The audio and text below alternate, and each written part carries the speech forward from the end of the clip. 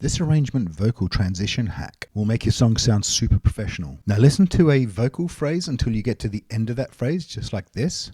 Now here you go again, you say you want your freedom. So that word freedom is the end of the phrase. Take that section, copy it to a new audio track, paste it, get down to that last word until we hear the word freedom. Freedom. So let's use hybrid reverb, which is a stock Ableton audio effect. And let's use the large shimmer plate preset. And we're just going to drag that across to the track. We're using shimmer plate because it has a large tail.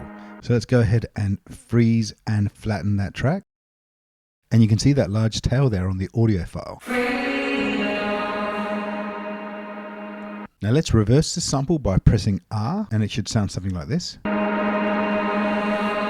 Let's now move that sample to the beginning of the song. So you want the clip to end where the main vocal begins, so it feels like it's blending in. Now here you go again, you say you want your freedom. Well, who am I to keep you down?